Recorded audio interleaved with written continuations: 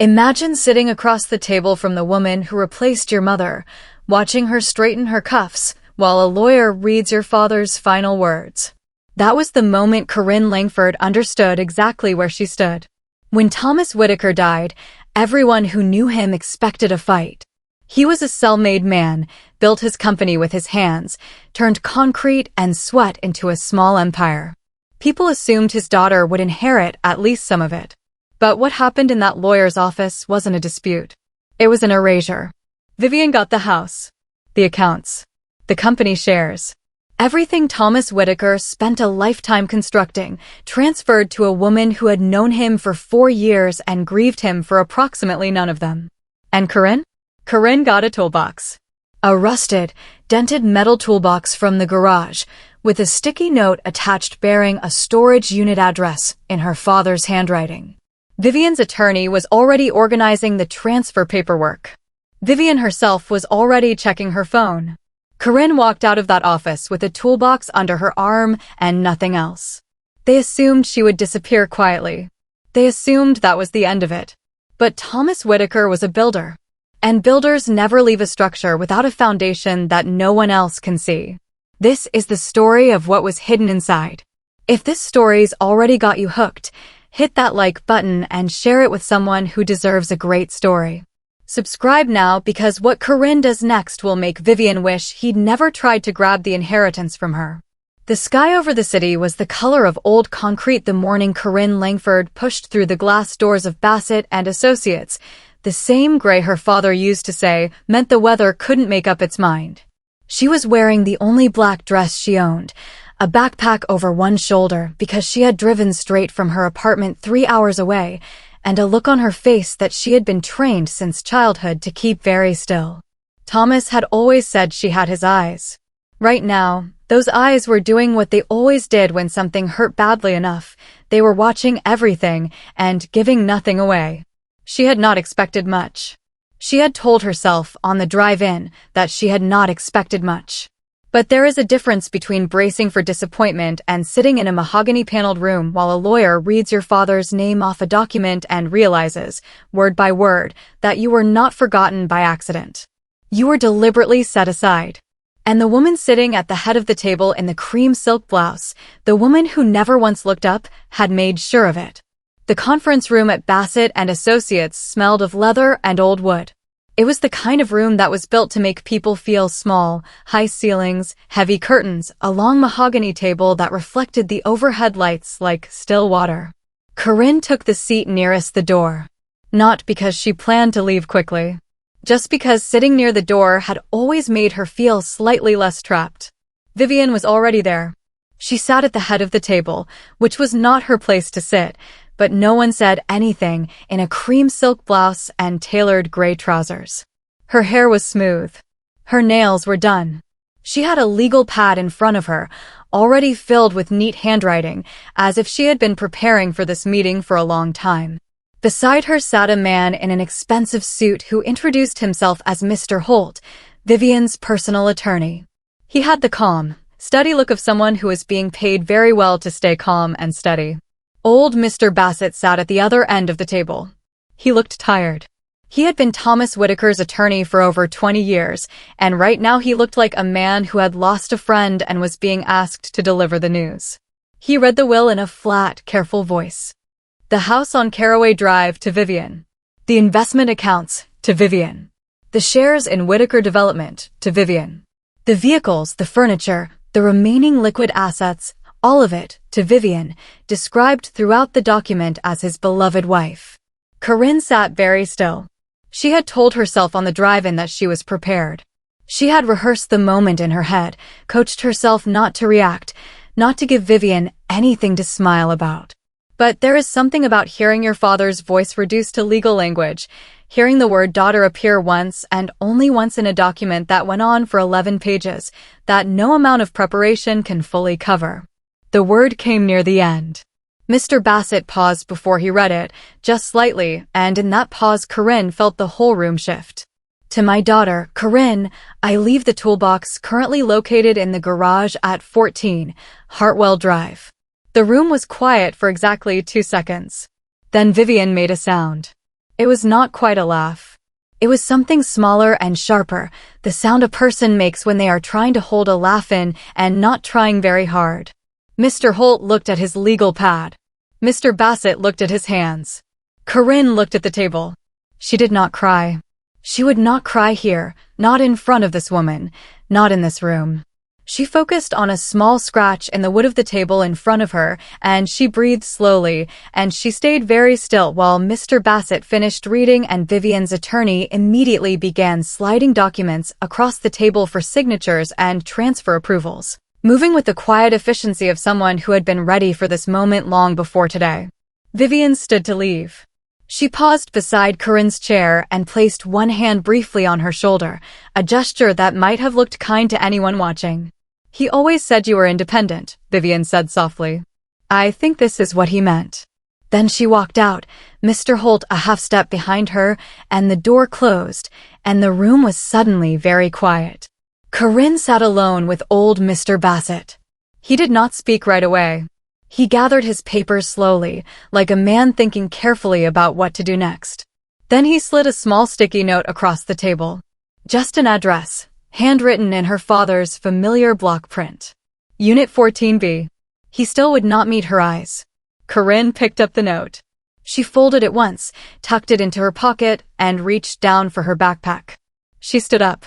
She walked out into the gray morning with a sticky note in her pocket and nothing else. The toolbox was waiting. The parking lot outside Bassett and Associates was nearly empty. A pigeon picked at something near the curb. A traffic light changed from green to red for no one. Corinne stood next to her car and could not remember walking out of the building. She sat down in the driver's seat. She did not start the engine. The toolbox was on the passenger seat. She had carried it out without thinking, the way you carry something when your body is still moving but your mind has gone somewhere else. It was heavier than it looked. The metal was cold. One of the hinges was spotted with rust, and a strip of old masking tape ran across the lid with her father's initials written on it in black marker. TW. The marker had faded. The tape was peeling at one corner. She stared at it for a long time. Outside, Vivian's black car pulled out of the lot smoothly and quietly, the way expensive things tend to move. Corinne watched it go. She did not feel angry. She did not feel anything she had a proper word for. It was more like the feeling of stepping off a curb you did not know was there, that split second where the ground is not where you expected it to be. She looked down at the sticky note in her hand. She had been holding it so tightly that the paper had gone soft at the edges. The address was written in her father's block print, the same handwriting that used to appear on birthday cards and grocery lists and the notes he would leave on the kitchen table when he left for work before she woke up. Unit 14B. A street name she recognized from years ago, the industrial part of town where he had rented workshop space when the business was still small and the money was still tight. She had not been to that part of town since she was a child. She told herself it was probably nothing. A few old work files. Maybe some tools he had forgotten to bring home. Maybe he had simply not known what else to do with a storage unit he barely used, and writing her name on it was the closest thing to kindness he had managed by the end. She almost believed that. The truth was that she was afraid. Not of the storage unit, or the address, or whatever might be inside. She was afraid of what it would mean if she went and found nothing. Because right now, sitting in the parking lot with the toolbox on the seat beside her and the city going on around her like nothing had happened, she could still tell herself that there was a reason. That the man who used to read to her until she fell asleep, who taught her how to read a blueprint, who called her every Sunday for years until Vivian quietly made those calls stop, that man had not simply forgotten her at the end. If she went to that storage unit and found nothing, she would have to stop telling herself that. She set the sticky note on the dashboard. She put both hands on the steering wheel. The clock on the dash said 2:17 in the afternoon. She had a 3-hour drive back to her apartment. She had a half-empty fridge and a pile of work she had put off to be here today. She had no reason to drive across the city to a storage facility her father had never once mentioned. She sat there for 40 minutes. Then she looked at the sticky note one more time. She looked at the handwriting, the straight, careful letters of a man who measured twice before he cut anything. Her father had never done anything without a reason. Not a nail, not a beam, not a single decision in the whole of the business he built from the ground up. He was not a careless man. She started the car. The storage facility sat at the end of a long industrial road where the city quietly gave up trying to look presentable. Chain-link fences. Faded signage. The kind of place that existed between things, between the busy part of town and the empty part, between what people kept and what they couldn't bring themselves to throw away. Corinne almost missed the turn. She had the sticky note pressed flat against the steering wheel, her father's handwriting staring back at her. Unit 14B. The number meant nothing to her. The street meant nothing. But the name of the facility, Hartwell Industrial Storage, pulled at something faint in her memory. She had heard her father say that name once, years ago, on a phone call she wasn't supposed to be listening to. She hadn't thought about it since. She was thinking about it now. The gate code was the last 4 digits of her mother's birthday. She didn't know how she knew to try it. She just did. The gate rolled open. Unit 14B was near the back. The padlock on it was heavy and new, completely out of place against the dusty metal door. The toolbox key slid in on the first try. The lock clicked open with a clean, solid sound that felt almost deliberate. Like it had been waiting. She pulled the door up. The unit was dim, lit only by the gray daylight coming in behind her. It smelled of dry concrete and machine oil. Metal shelving units lined both walls, mostly bare. And there, in the center of the space, sitting alone on a wooden workbench like it had been placed there very carefully and very recently, was the toolbox. Not a different toolbox. Her toolbox. The same rusted, dented one from the lawyer's office. Someone had brought it here before the will reading. Before Corinne had even known it existed. Her father had planned this down to the last detail. She walked over slowly, the way you walk towards something you're not sure you're ready for. She set her backpack down. She lifted the lid. The top tray held tools, real ones, well-used ones. A hammer with a worn wooden handle. A flathead screwdriver rubbed smooth at the grip. A small level, the kind her father used to check door frames by eye before he even raised it. She recognized them. These were his everyday tools, the ones that lived in his jacket pocket or his truck, not in a fancy kit. She touched the hammer handle and had to look away for a second. Then she noticed the tray itself. It sat too high. Just slightly, maybe half an inch, but enough that the inside of the box looked shallower than the outside. She pressed one corner of the tray down. The opposite side lifted. She hooked her fingers underneath and pulled it out. Beneath it was a waterproof pouch, sealed tight, the kind used for documents on construction sites when rain was coming. She peeled it open with shaking hands. Inside, a letter, several pages, folded in thirds.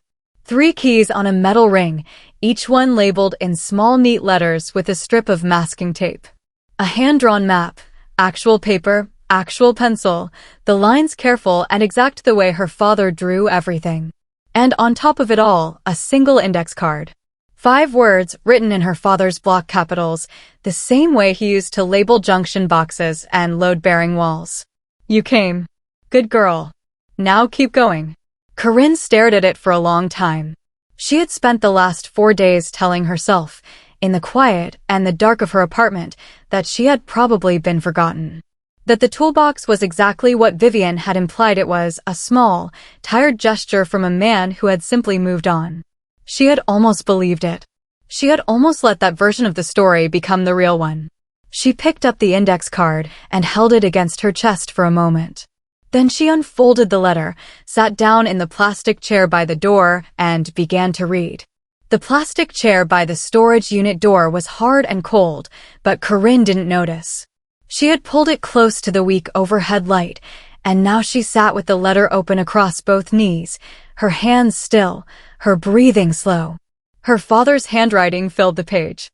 Not the shaky, thin script she had seen on the birthday cards he sent in the last 2 years, the ones that arrived late, or not at all, and that she had quietly suspected Vivian had something to do with. This was his real handwriting. Firm. Straight. The same hand that had printed her name on lunch bags when she was 7. She read it once quickly, the way you do when you are afraid of what something says. Then she read it again slowly, the way you do when you need it to be real. He had known.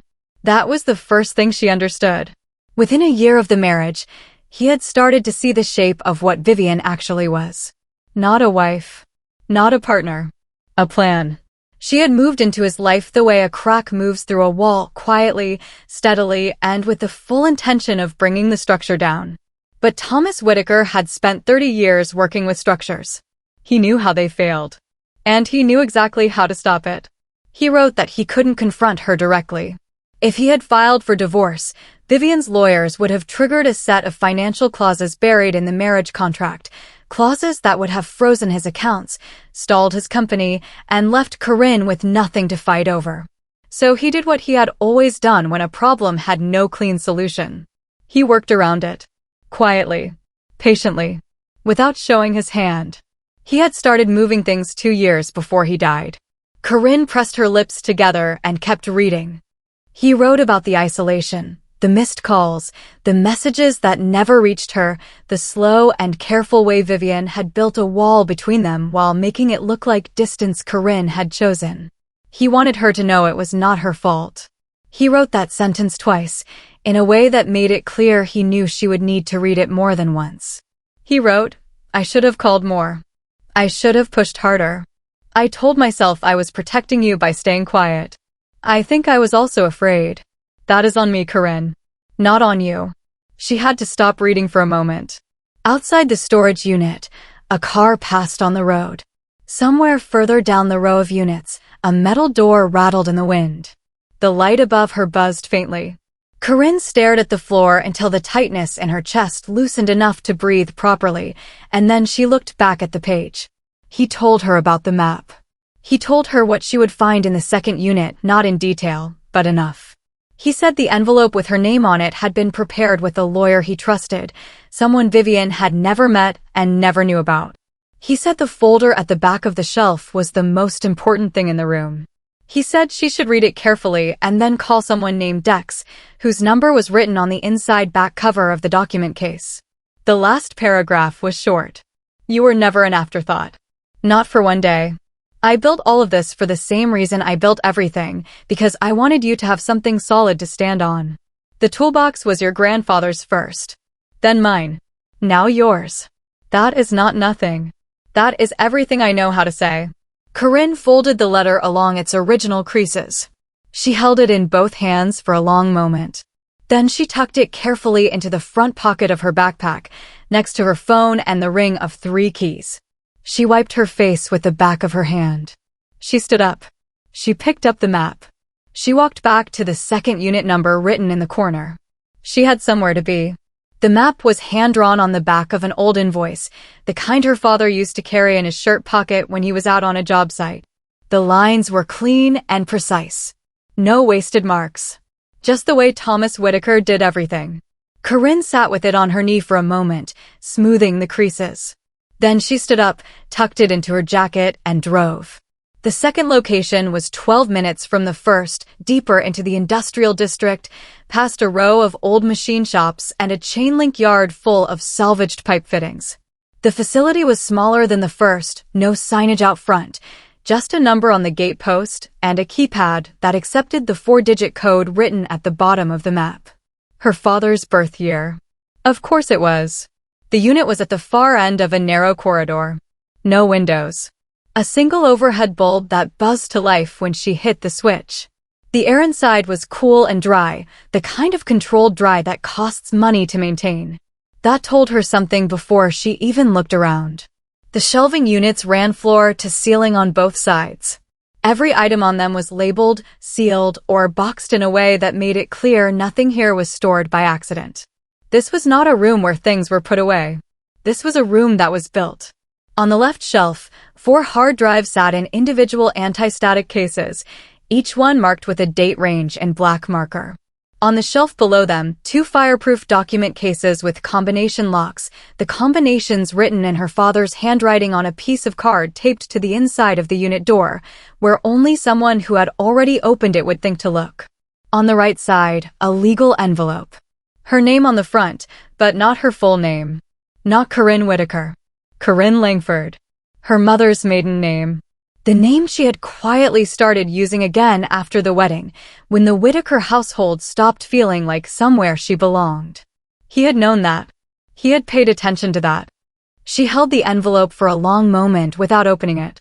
At the back of the unit, on the lowest shelf, sat a steel lockbox, the heavy kind used on job sites.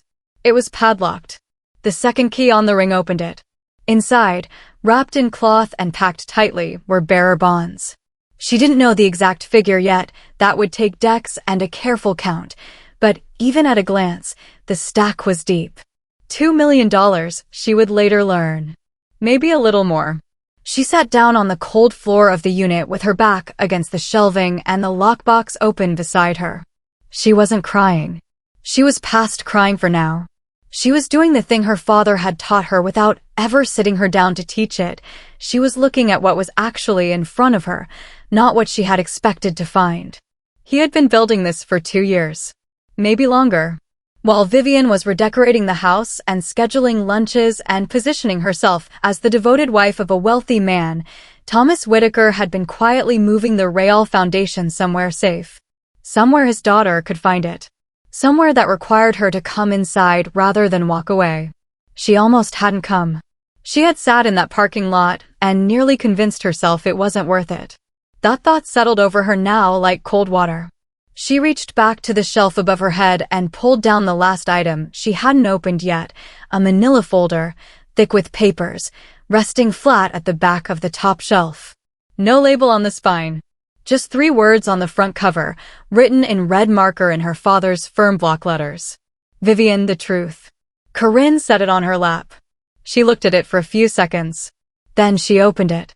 Corinne set the bearer bonds back in the lockbox carefully, the way her father had taught her to handle anything valuable slowly with both hands. Then she reached for the manila folder at the back of the shelf. The red marker had bled slightly into the paper. 3 words, written hard enough to leave an indent. Vivian, the truth. She almost didn't open it, not because she was afraid of what it contained, but because she understood, holding it, that once she read what was inside, the version of events she had half believed, that maybe her father had simply lost his judgment in his final years. That maybe Vivian had genuinely loved him in some way Corinne couldn't see, all of that would be gone for good. She would know. And knowing would mean she had to do something about it. She opened it. The first page was a printout of an insurance claim filed 18 months ago. It was connected to her father's construction company, a major equipment loss, listed as theft. The payout had been substantial. Corinne recognized the company name on the receiving account. It was not her father's. It was a shell company Vivian had set up 11 months before Thomas died. Her father had found the paperwork and annotated it in pencil, neat and controlled, the way he marked up building plans. A single word next to the account number, hers. Corinne turned the page. The next 3 documents were asset transfer forms, all bearing her father's signature. She stared at the signatures for a long time. She had grown up watching Thomas Whitaker sign his name on birthday cards, on school forms, on the back of photographs. His signature was heavy and angular, the T tall and deliberate. These signatures were close. But the T was slightly too neat. The pressure was wrong. Someone had practiced, but not enough. Her father had noticed. He had paper-clipped a handwriting comparison to the back of the documents, his real signature beside the forged ones, and written 3 words underneath, "Not my hand." Corinne realized she was holding her breath. She let it out slowly. The next section of the folder was older material. Records pulled from a court database, partially redacted but readable. Vivian Marchand, not Vivian Whitaker, not the name she had used to marry Thomas, had 2 prior fraud charges under that name. One had been dropped. One had ended in a plea deal that was later expunged. Thomas had written the word expunged and circled it, then written beside it, but not erased. Original records obtained. C drive 2. Then came the last document in the folder. It was a marriage certificate. Clean, official, stamped. The names were printed clearly, Vivian Marchand and Roland Pierce. The date was 6 years ago, a full 2 years before Vivian had married Thomas. Corinne looked for a divorce decree behind it. There was none. She flipped through the remaining pages twice, slowly, making sure she hadn't missed anything. There was no divorce on record. Corinne sat back against the metal shelving. The storage unit hummed around her, the ventilation, the fluorescent light overhead, the distant sound of traffic outside. She looked at the marriage certificate again and read both names one more time. When Vivian stood in front of a judge and married Thomas Whitaker, she was already married to someone else. The marriage was not real. It had never been real. Which meant the will's entire spousal bequest, the house, the accounts, the company shares, every single thing the lawyer had handed over with calm, professional efficiency that morning, was built on nothing. The law gave the estate to Thomas Whitaker's wife. Vivian Whitaker was not his wife. She had never been his wife. Corinne set the certificate down on top of the folder. She pressed both palms flat against her knees and looked straight ahead at the concrete wall. Her father had known. He had found all of it. He had gathered every piece, labeled it, stored it, and left her a map. He hadn't been protecting his money. He had been protecting her. Mr. Bassett called her the next morning.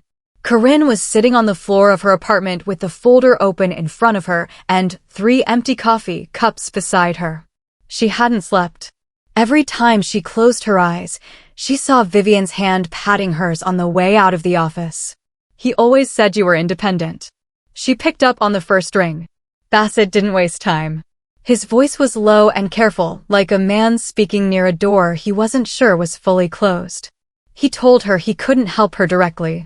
His firm had represented the Whitaker estate for 11 years, and Vivian's attorney had already made it clear that any contact between Bassett and Corinne would be treated as a conflict of interest. He was sorry.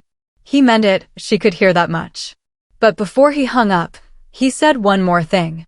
There's a man named Dex Okafor. He's not a lawyer anymore, but that's not always a bad thing. Write the name down. She wrote it down. Dex Okafor worked out of a small office above a print shop on the east side of the city. The building smelled like ink and warm paper. The stairs creaked on every step. The door at the top had his name written on it in plain black letters, no title underneath, which Corinne would later learn was intentional. He had stopped using his title the day they took it from him. She knocked. He opened the door before she finished. He was tall, somewhere in his early 40s, with reading glasses pushed up on his forehead and a pen tucked behind each ear. His desk looked like a paper storm had hit it, and he had decided to study the damage rather than clean it up. There was a coffee mug that said "World's Most Disbarred" sitting next to a stack of thick binders. He looked at Corinne the way someone looks at a problem they've been expecting. Bassett called ahead, he said, stepping back to let her in. Sit down. Tell me everything. Don't leave anything out because it seems small. So she told him. All of it. The will reading. The toolbox. The storage unit. The false bottom and the letter and the bearer bonds. The folder with Vivian's name written in red. The marriage certificate with Roland Pierce's name on it. She laid the documents out on the one clear corner of his desk, and she watched his face as he read. He was quiet for a long time. Then he put his coffee down. Not quickly, carefully, like he was making room for something bigger. This woman has done this before, he said. He wasn't asking. He tapped the page with one finger. This is too clean. Too practiced. The shell account, the forged signatures, she knew exactly which documents would be checked and which ones wouldn't. That takes experience. He looked up at Corinne. Your father knew what he had married, but I don't think he knew the full size of it. Give me 48 hours. Corinne looked at him. Why are you willing to help me? You don't know me. Dex picked up the marriage certificate and held it up to the light from the window. The way someone checks a document they suspect is too good to be real, except this time, he was checking that it was real enough. Because I spent 6 years watching people with the right paperwork walk away from things they had no right to keep, he said. And I got disbarred for saying so too loudly. He set the page down. Your father built this case from scratch, while he was sick, while she was in the same house, watching him. That's not just love. That's discipline. He picked up his pen. The least I can do is finish what he started. Corinne nodded. She picked up her backpack and stood to leave. At the door she stopped. He said 48 hours. What happens after that? Dex was already writing. After that, he said, without looking up, Vivian Whitaker stops being comfortable. The letter arrived on a Tuesday morning, slipped through Corinne's mail slot like something that knew it wasn't welcome. It was printed on thick, expensive paper, the kind that was meant to make you feel small before you even read the words. The letterhead read Holloway and Cross, attorneys at law. Vivian's people. Corinne recognized the firm name from the probate hearing paperwork. She had been studying at her kitchen table every night that week. She read it standing in her hallway, still in her coat. The language was careful and cold. It said the estate of Thomas Whitaker had been formally transferred to Vivian Whitaker as per the terms of the will. It said that any further contact Corinne made with estate attorneys or financial institutions connected to the estate would be considered interference. It used the word defamation twice, not as a direct threat, but placed just close enough to one that the meaning was clear. Say the wrong thing and we will come for you. Corinne folded the letter and set it on the counter. She made tea.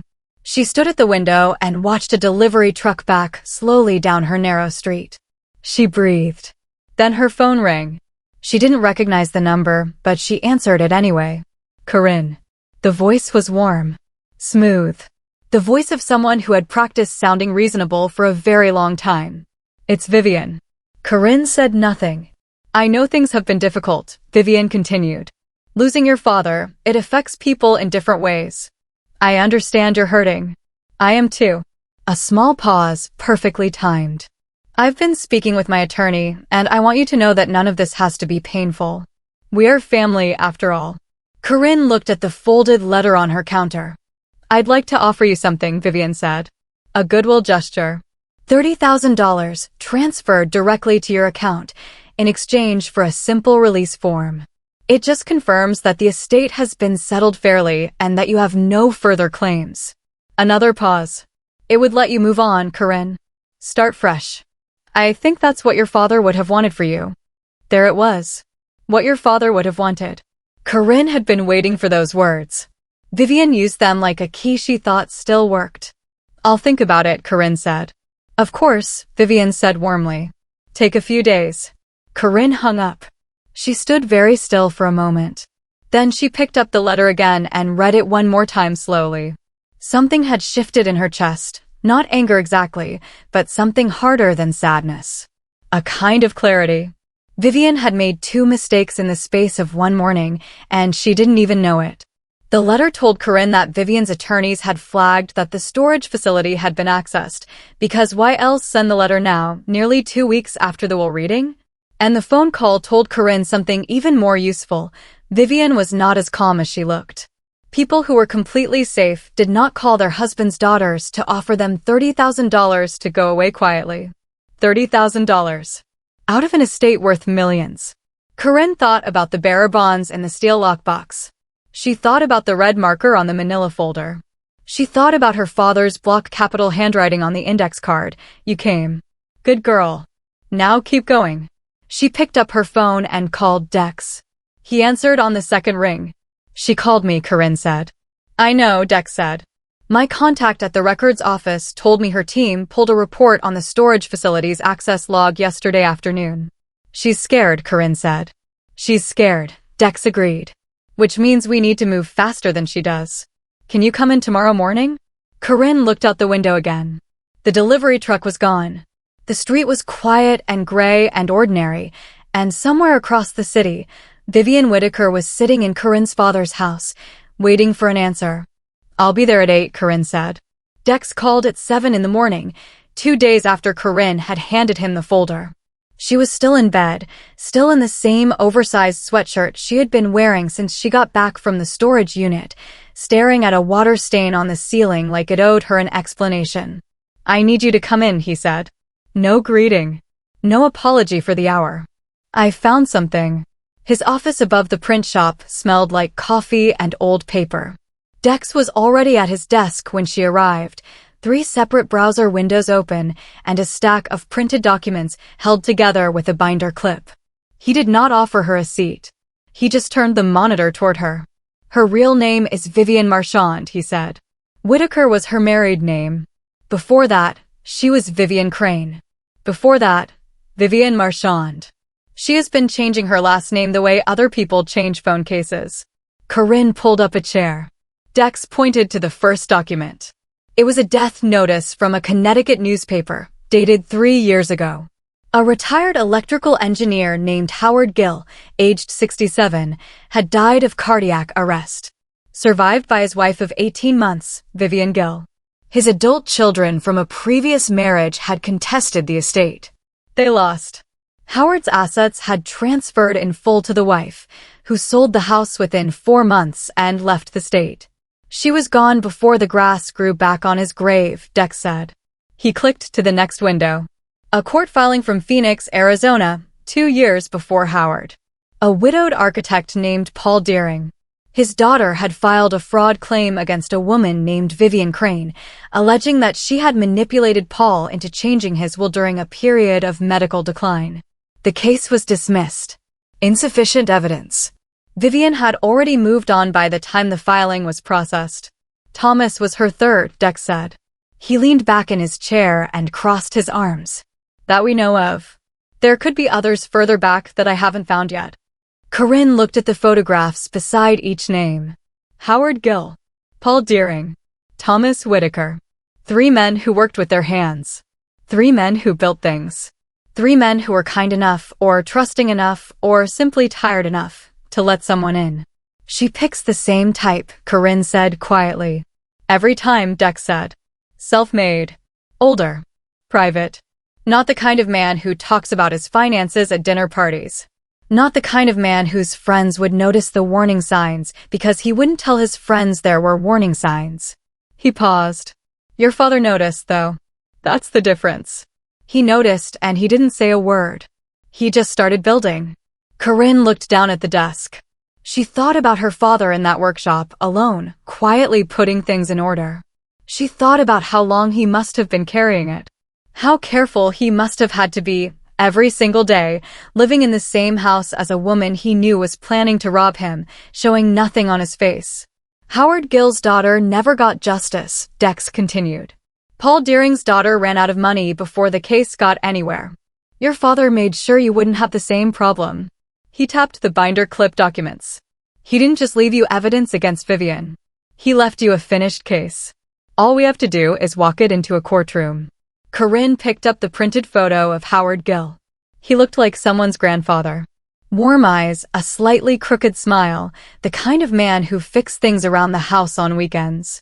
She set it down carefully. She's not going to stop, Corinne said. If she walks out of that courtroom free, she'll find someone else. She'll do this again. I know, Dex said. Then we don't let her walk out. Dex looked at her for a moment. He picked up his coffee, took a slow sip, and nodded once. Roland Pierce, he said. That's our next move. We need to find him before she does. The marriage certificate listed an address in Savannah, Georgia.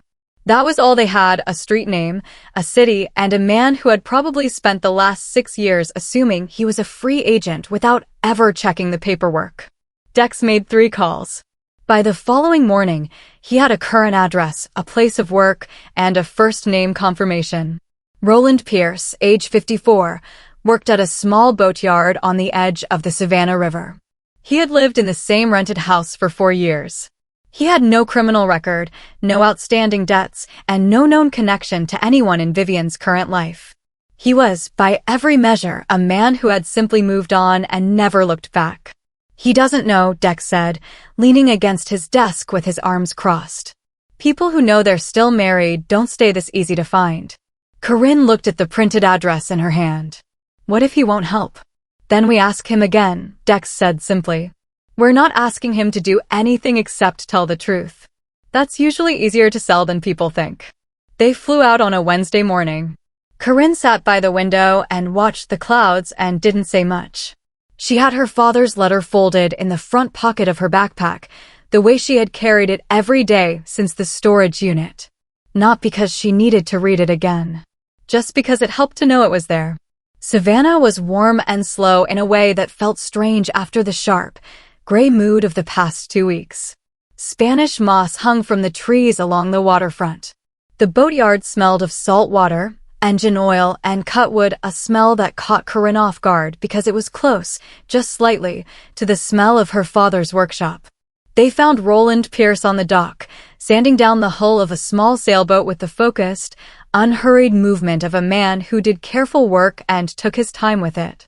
He was broad-shouldered and weathered, with calloused hands and a quiet face. He looked like someone who had decided, at some point in his life, that peace was worth more than most other things. He looked up when they approached. His eyes moved from Dex to Corinne and back again with the calm attention of someone not easily startled. "Roland Pierce?" Corinne asked. "That's me," he said, setting down the sandpaper. She told him her name. She told him her father's name. She watched his face as she said the next part, that she was there because of Vivian Marchand. Something shifted behind his eyes. Not anger, exactly. More like a door opening onto a room he had kept closed for a long time. "I figured someone would come eventually," he said. He didn't invite them inside. He just leaned against the dock railing and listened. Corinne laid it out plainly, the marriage date, the lack of any divorce record, what Vivian had done to her father and the men before him. She didn't dress it up. She spoke the way her father used to, clearly, without extra words. When she finished, Roland was quiet for a while. A boat moved slowly along the river behind him. A bird called somewhere above the yard.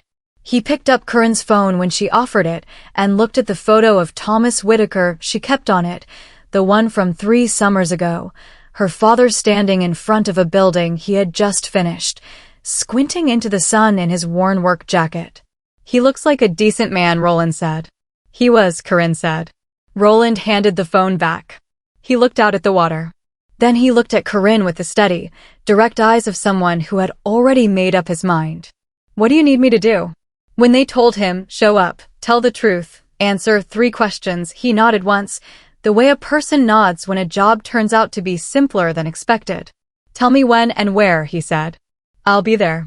Roland Pierce did not speak for a long time after Corinne finished. He sat on a wooden stool near the open door of the boatyard, his hands resting on his knees, his eyes on the water. A pelican landed on one of the dock posts and stayed there. Roland watched it like he was waiting for it to say something useful.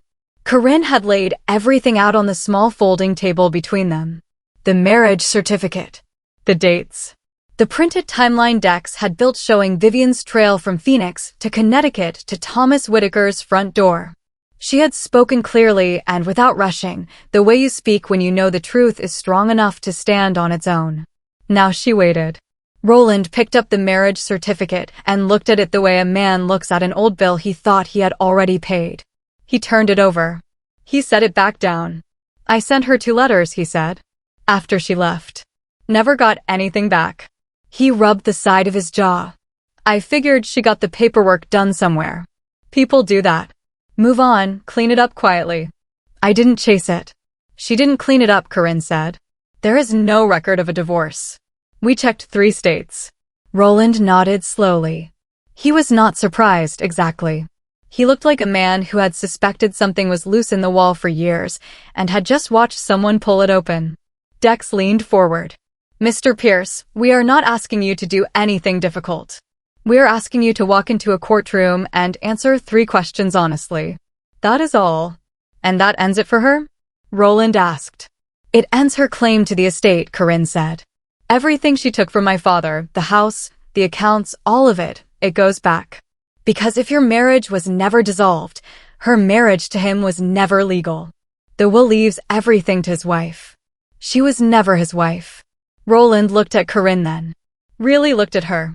She held his gaze without flinching, even though her hands were pressed flat against her thighs under the table, which was the only way she could keep them still. He picked up her phone, where a photo of Thomas Whitaker was still on the screen. It was an old one, Thomas in a work jacket, squinting into the sun on some job site, his salt and pepper hair pushed to one side by the wind. He looked solid. Honest. The kind of man who carried a level in his truck and used it. "He looks like a decent man," Roland said. "He was," Corinne said. Her voice stayed level. She had gotten good at that. Roland set the phone down gently, like it was something that deserved care. He was quiet for another moment. The pelican lifted off the post and disappeared over the water. She told me I wasn't enough, Roland said. Not bitterly. Just factually, like he was reading something off a form. Said I was too small for her plans. I believed her. Spent a couple of years thinking that was probably right. He paused. Then I stopped thinking about her at all. Easier that way. He stood up. He was taller than he looked sitting down. What do I need to bring? He asked. Dex pulled a folded paper from his jacket. Just yourself and a certified copy of your marriage certificate. We can help you get that printed before the hearing. Roland took the paper. He folded it once and tucked it into his shirt pocket without reading it. You said she did this to other men before your father, Roland said to Corinne. At least 2 others, she said. That we found. Roland picked up his cap from the table and put it on. He looked out at the water one more time. Then he looked back at Corinne. Tell me when and where, he said. I will be there. Corinne exhaled for what felt like the first time all day.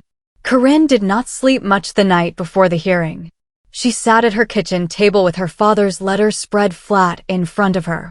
She had read it so many times that the fold lines were soft now, the paper starting to feel thin at the creases. She read it again anyway. Not because she had forgotten any of it, but because his handwriting was the closest thing she had left to hearing his voice. Outside, the city made its usual night sounds, a car passing, someone's window shutting, the low hum of a street light that had been flickering for weeks. Inside, it was very quiet. Dex had called at 9 o'clock to go over the plan one more time. He had been calm and clear the way he always was, laying out each step like he was reading from a list he had already checked twice. Roland was confirmed. His travel was booked. Ms. Ford had formally submitted the documentation package to the court that afternoon. Everything was in place. They filed 3 more procedural challenges today, he had said near the end of the call. I know, Corinne said. I got the email. That means they are scared. Or they are thorough. People who are winning do not file 3 procedural challenges the night before a hearing, Dex said. They show up and they collect. People who are scared file paperwork. It is the only weapon they have left. Corinne had said goodnight and set her phone face down on the table. That was 2 hours ago. She picked up the index card now, the small one from the toolbox, the one with her father's block letters. You came. Good girl. Now keep going. The edges were a little bent from how many times she had folded and unfolded it. She had carried it in her jacket pocket every day since the storage unit. Some mornings she forgot it was there. Other mornings, like this one, she needed to hold it in her hand just to feel like the ground was still solid under her feet. She thought about Vivian. She thought about the way Vivian had patted her hand at the while reading, that small, controlled gesture, like Corinne was a child being sent to bed early while the adults finished talking. He always said you were independent. Said with a smile. Designed to land like a closed door. Corinne had believed, for a few days after that room, that maybe she deserved it. That was the part that still embarrassed her, not the toolbox, not the public humiliation of watching Vivian's attorney shuffle papers before Corinne had even stood up. It was the fact that some quiet, tired part of her had accepted it. Had thought, maybe this is what I am worth. A rusted box. A sticky note. An address she was never supposed to go to. She folded the index card and put it back in her jacket pocket. Tomorrow she would walk into that courtroom wearing the same navy suit she had worn to her college graduation. Because it was the only formal thing she owned, and because her father had been in the front row that day with a look on his face she had never quite been able to describe. Not proud, exactly. Something quieter than proud. Something that looked like I knew you would. Tomorrow, Vivian would perform grief in a charcoal dress and her attorney would use the word emotional like it was an insult. And Roland Pierce would walk through a door. And none of Vivian's paperwork would be able to stop what came next. Corinne turned off the kitchen light. She lay down on her bed without changing out of her clothes. She stared at the ceiling for a while. Then she closed her eyes. She thought about her father at his workbench. Hands moving. Not talking. Just building something solid out of whatever he had in front of him. She thought, that is what he taught me to do. She was almost asleep when she thought it again, quieter this time. That is exactly what I am doing. The courtroom was full by 9 in the morning. Word had spread the way it always does in cases involving money and family, quietly at first, then all at once. Reporters sat in the back 2 rows. Estate lawyers who had no business being there stood near the walls. Everyone wanted to see how this would end. Corinne arrived early. She sat at the left table with Dex beside her, his folders stacked in a neat tower that looked almost too organized for a man who worked above a print shop. She wore a plain navy suit she had bought 2 days before. No jewelry except the small pendant her father had given her years ago, a tiny brass level, the kind builders used to check if something is straight. She had found it in the toolbox's top tray, tucked between a wrench and a tape measure. She hadn't taken it off since. Vivian arrived 12 minutes later. That was the first performance, the entrance. She moved slowly through the side door, dressed in a charcoal-wrapped dress that was formal enough for a funeral and fitted enough to remind everyone in the room that she was composed, dignified, and in control. Her hair was pinned back. Her makeup was soft. She wore small gold earrings and carried a single leather folder, as if she had nothing to prove and therefore nothing to hide. She sat at the right table without looking at Corinne. That was deliberate. Corinne understood that. To look at her would be to acknowledge that she existed as a threat. And Vivian had spent 4 years making sure Corinne understood she was not a threat. She was not even a problem. She was simply a loose end that had already been tied. Vivian's lead attorney stood to speak first. He was the kind of lawyer who wore his confidence the way other people wear expensive shoes, as a signal, not a comfort. He presented the will plainly.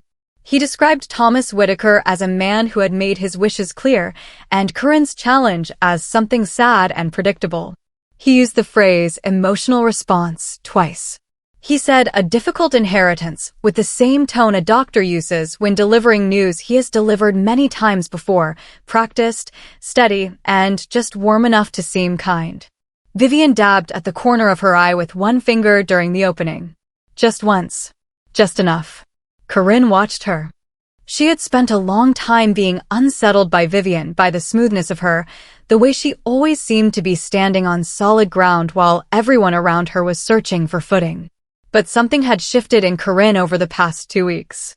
She couldn't fully name it. It wasn't anger, exactly. It was more like clarity. The kind that comes not from feeling stronger, but from finally understanding the full shape of what you are dealing with. Vivian was performing. She had always been performing. The grieving widow in the charcoal dress was a costume, the same way the devoted wife had been a costume and the warm stepmother had been a costume before that. Vivian didn't have a self underneath the performance. She had only the next role. At one point during the attorney's opening, Vivian turned and looked directly at Corinne. Her expression was patient, calm. It was the look of someone watching a child try to lift something too heavy, waiting without real interest for the moment they give up. She smiled, just slightly. Just enough. Corinne looked back at her and did not look away. She thought about the index card in her jacket pocket. The one she had been carrying since the storage unit. She could feel its edge against her ribs. You came. Good girl. Now keep going. She thought about her father in his flannel shirt at his workbench, building things slowly and carefully, reinforcing foundations that no one else could see. She thought about the third key. And she waited. Because Dex had told her something the night before that she kept returning to, the way you return to a door that is about to open. People who are winning don't panic. Count how many times their lawyer checks his notes. She started counting. Dex could not stand up in that courtroom and speak. He had no law license. He had no official title. He was, on paper, just a man in a slightly too large jacket sitting in the row behind Corinne. But Thomas Whitaker had not built his plan around what Dex could do in a courtroom. He had built it around what the paperwork could do on its own. 3 weeks earlier, Dex had put together a documentation package. It was thick, over 200 pages, tabbed, indexed, and cross-referenced in the careful way that Dex did everything when the work mattered. He had sent it to the court-appointed estate attorney before Vivian's legal team had time to file their second procedural challenge. The attorney who received it was a woman named Renata Ford. She had short gray hair, reading glasses on a chain, and the kind of quiet energy that made people in courtrooms sit up straighter without knowing why. Corinne had not known what to expect from Miss Ford. She had seen her only once before today, briefly, in a hallway outside a clerk's office. Miss Ford had looked at her, nodded once, and said nothing. That was all. It had not been reassuring at the time. Now, watching her stand and address the judge in a calm, even voice, Corinne understood that the nod had meant something after all. Miss Ford did not raise her voice.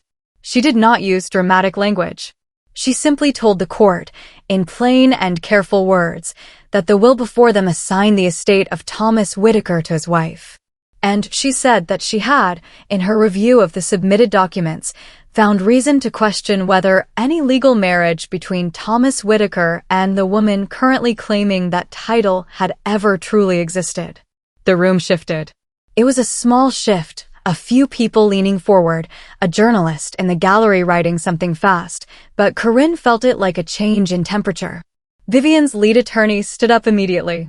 He objected. He used words like speculative and procedurally improper and without foundation. His voice stayed smooth, but it was moving faster than it had been 5 minutes ago. The judge held up one hand. The attorney stopped. Ms. Ford requested a brief recess to allow the court to review the submitted materials properly before proceeding with any distribution ruling. She said it the way someone says something they have already decided is reasonable and are simply waiting for the court to agree with. The judge looked at the stack of documents his clerk had just placed in front of him. He looked at Vivian's attorney. He looked at Miss Ford. He granted the recess. Corinne did not move. She kept her hands flat on the table and her eyes forward. Beside her, she heard Dex exhale slowly through his nose, the closest thing to relief he ever showed in public. Across the room, Vivian turned to her attorney and said something low and sharp. He answered her quietly. She said it again. Her fingers, Corinne noticed, were pressed hard against the edge of the table. The knuckles were pale. That was when Corinne saw it, just for a second, there and then gone. A crack. Not in the argument, not in the paperwork, but in Vivian herself. In the set of her jaw. In the way her eyes moved to the back of the courtroom and stayed there for just a beat too long, as if she was checking whether someone had come through the door. No one had. Not yet. But the recess was only 15 minutes. Corinne looked down at the index card she had carried in her jacket pocket every day since she found it in the toolbox. The edges were soft now from handling. The letters were still clear. You came. Good girl. Now keep going. She folded it once and put it back in her pocket. 15 minutes. Then the doors would open again, and everything her father had built in secret, every quiet, careful, deliberate thing he had done while the world was looking elsewhere, would finally step into the light. The recess lasted 11 minutes. Corinne counted them from her seat at the defense table, her hands flat on the wood in front of her, her eyes forward. She did not look at Vivian. She did not need to. She could feel the quiet panic spreading across the room the way you feel a temperature drop before rain, not visible yet, but already in the air. Dex leaned close and said nothing. He just placed the index card on the table in front of her.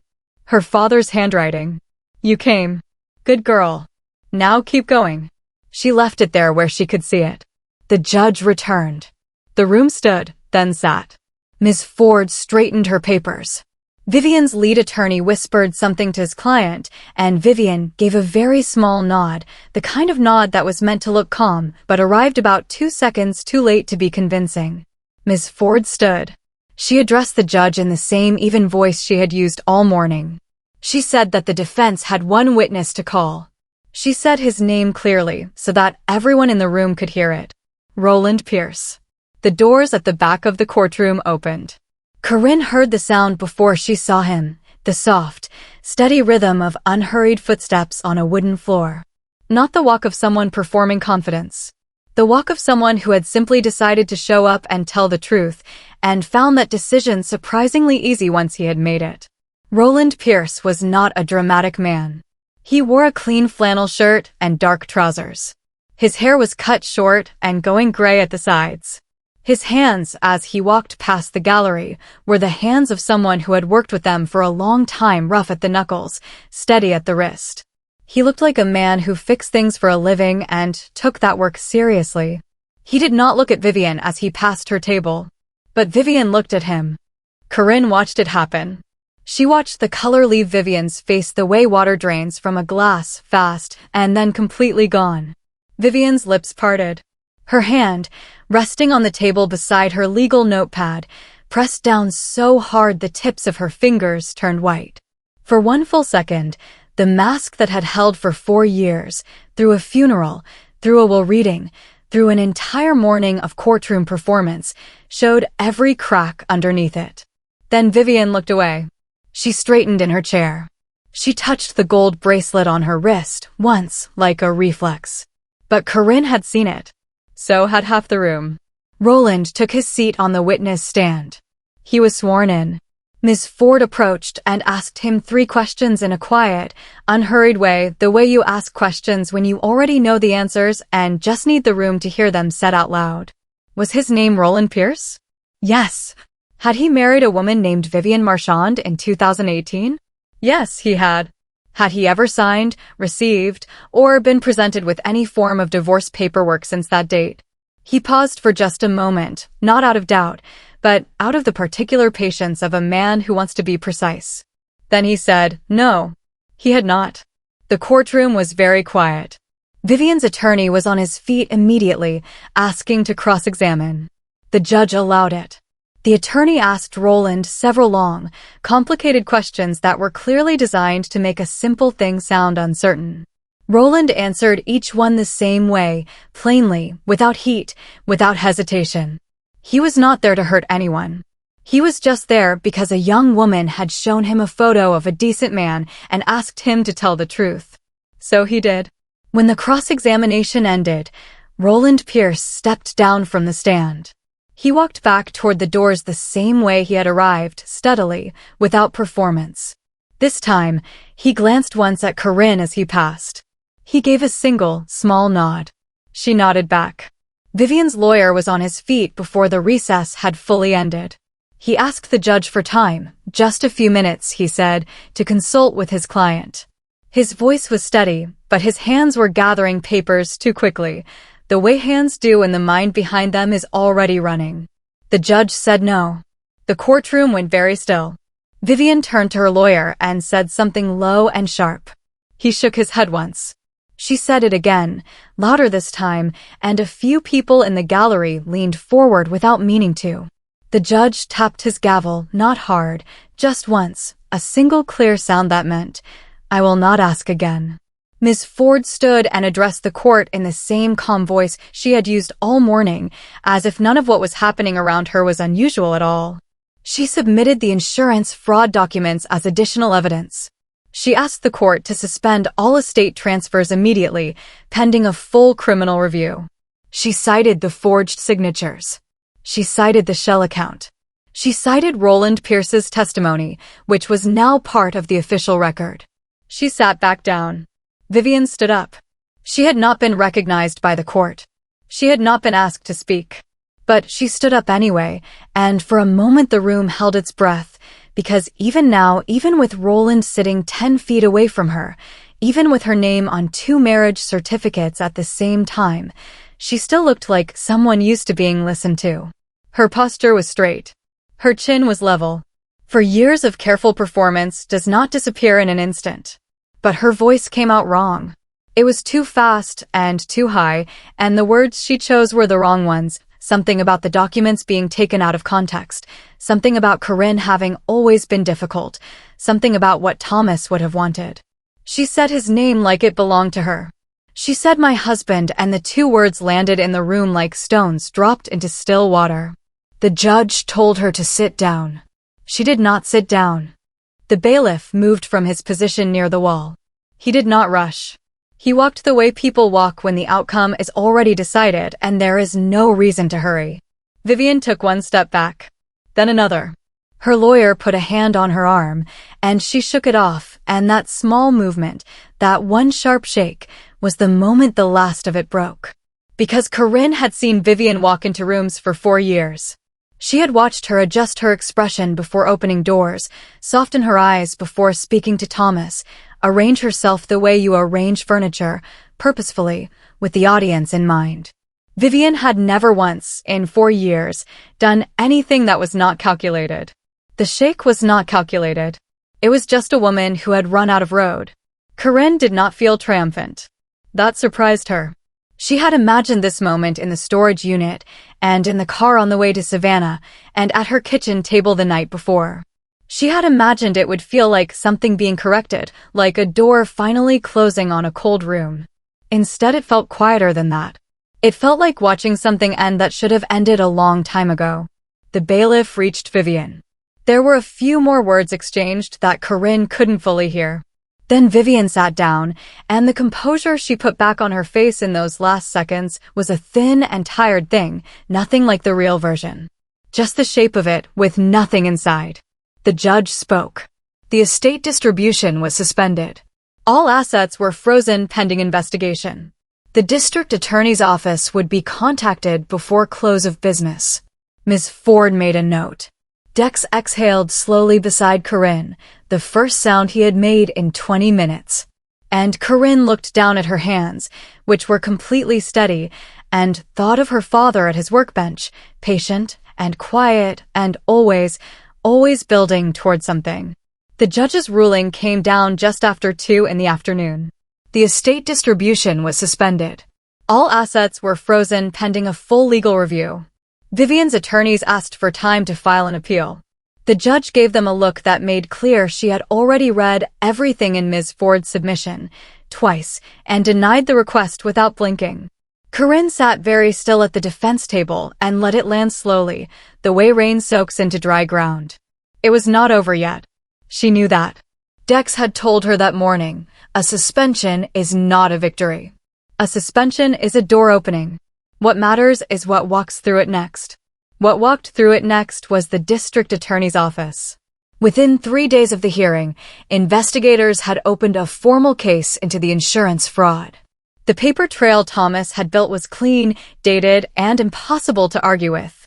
Every transfer, every forged signature, every shell account, documented in his careful block handwriting, backed by hard copies and digital files that had been sitting in that storage unit for 2 years, waiting. Dex handed over the hard drives personally. He said it was the most satisfying delivery of his career. On the 4th day after the hearing, police arrived at the family home on Hartwell Drive. Vivian had apparently decided that a frozen estate did not apply to the oil painting in the upstairs hallway, the jewelry in the master bedroom, or the watch collection in Thomas's old study. She was in the process of loading the 3rd box into her car when the officers pulled up the drive. She was calm at first. She spoke in the tone she always used, measured, reasonable, the voice of someone who has never once been wrong. She explained that these were personal items. She explained that she was simply protecting her property. She explained this to 2 officers who had already read the court order and were not especially interested in her explanation. The booking process, Dex told Corinne later over the phone, was when everything unraveled properly. A background check under her birth name, Vivian Marchand, surfaced a prior fraud conviction from 11 years ago. Expunged, but not invisible to investigators with the right access. The quiet life she had built on top of that buried record cracked open like old plaster. Corinne did not feel what she had expected to feel when she heard this. She had imagined something sharp triumph, maybe, or a hot rush of satisfaction. Instead, she felt something quieter. Like setting down a bag she had been carrying for a long time without realizing how heavy it was. There was still the matter of Vivian's son. He had been staying at the house since Thomas died, moving through the rooms like he already owned them. When investigators made clear that his continued presence on frozen property was a problem, he hired his own attorney within the hour. Then, when that attorney explained how serious the fraud charges were, he switched direction entirely. He called the DA's office and asked about cooperation. He brought 3 pieces of evidence with him that Thomas had never found, including a second shell account and a series of emails that made Vivian's actions look even more planned than anyone had realized. Corinne felt sorry for him briefly. Then she remembered the way he had texted someone from the back row at the will reading, probably before she had even made it to the parking lot. The sympathy passed. By the end of the week, the estate had been formally released to Corinne Langford as Thomas Whitaker's sole surviving next of kin. Mr. Bassett called to give her the news in his usual quiet voice, and she could hear something underneath it, not quite pride, but close to it. Something like relief. She thanked him and put the phone down on her kitchen table. Outside her window, the city was doing its ordinary late afternoon things, people walking, traffic moving, the sky going from pale gray to the soft orange of early evening. Corinne sat there in the changing light and thought about her father. Not the estate. Not the money.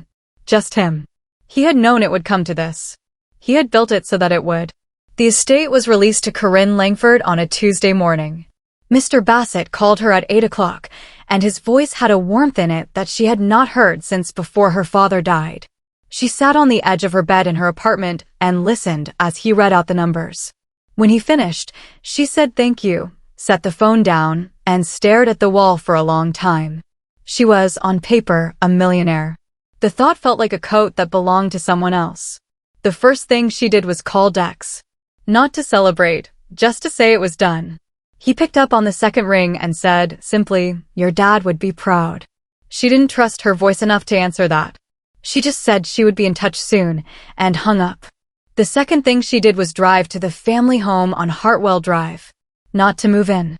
She stood at the front gate and looked at the house for a few minutes, the wide porch, the oak tree in the front yard her father had planted the year she was born. Then she called Mr. Bassett back and told him to list it. He asked if she was sure. She said yes.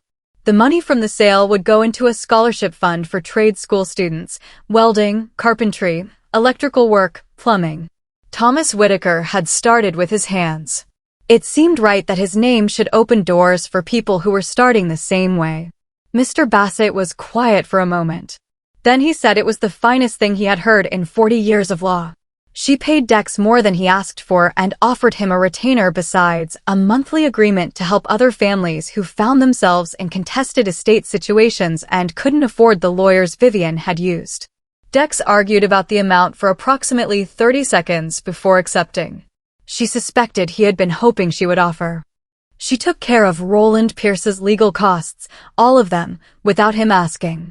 She wrote him a short letter by hand on plain paper because it felt more honest than anything typed. She thanked him for showing up.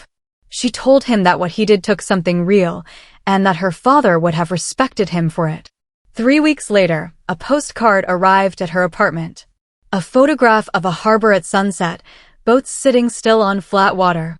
On the back, in small, careful handwriting, "Glad I went. Take care of yourself." She put it on the refrigerator and left it there.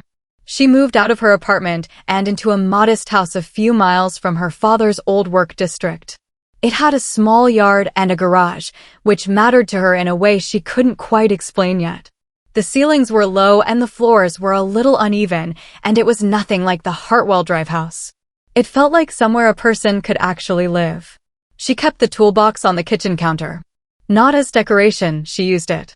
There was something satisfying about reaching for a screwdriver or a wrench and finding her father's tools there, worn smooth from years of real use, fitting her hand the way things do when they have been handled enough times. She fixed the stiff latch on the back gate. She replaced the broken light fitting in the hallway herself. Small things. But they were hers. Vivian's trial date was set for the following spring. Corinne did not follow the news coverage closely. She had given her statement to the investigators and answered every question honestly, and now it was out of her hands. She found, to her surprise, that she did not spend much time thinking about Vivian at all. Anger, she was learning, was useful when it moved you forward and expensive when it kept you still. She thought about her father instead. The way his hands looked when he was working on something. The way he never explained what he was doing, he just did it, quietly, until it was finished. She was starting to understand that she had learned more from him than she knew. The third key had been sitting on the ring for 6 months. Corinne had used the first key to open the storage unit.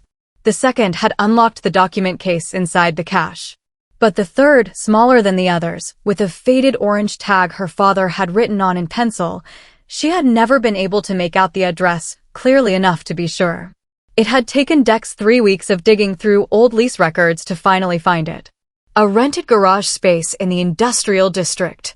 2 streets from where Thomas Whitaker had started his company with second-hand tools and no staff but himself. She drove there on a Saturday morning in early spring. The street was quiet. Most of the units were still shut at that hour, their metal doors pulled down, the pavement damp from rain the night before. She found the right number painted above a side door, peeling white digits on brown brick, and stood in front of it for a moment the way she always did before entering a room she wasn't sure about. The key turned smoothly. The lock gave without a fight, as if it had been waiting for her.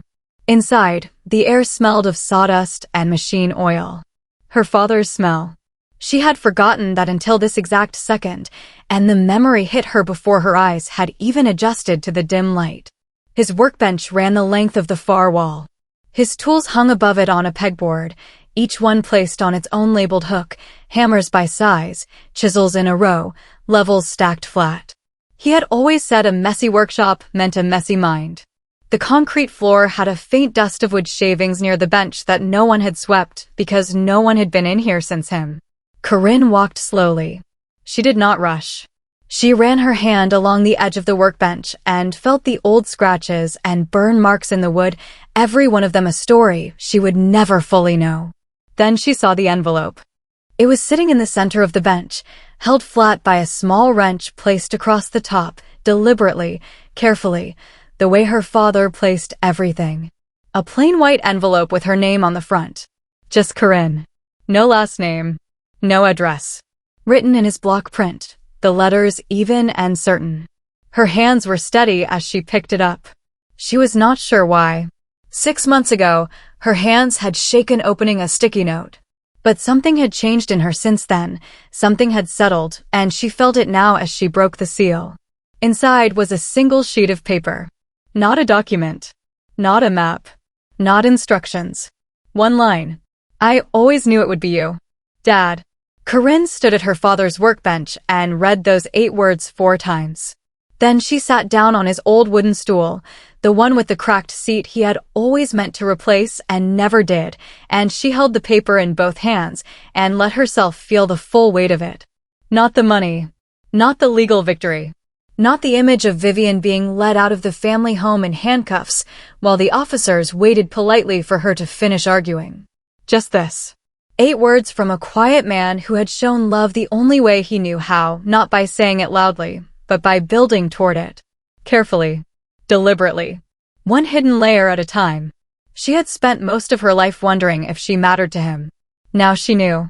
She had always known if she was honest. She had just needed him to show her in a language she could hold in her hands. The workshop was still around her. The tools on the wall. The scratch marks in the wood. The smell of him in the air. Corinne did not cry. She just sat quietly on her father's stool, in her father's space, and for the first time since she lost him, she felt like she was exactly where she was supposed to be.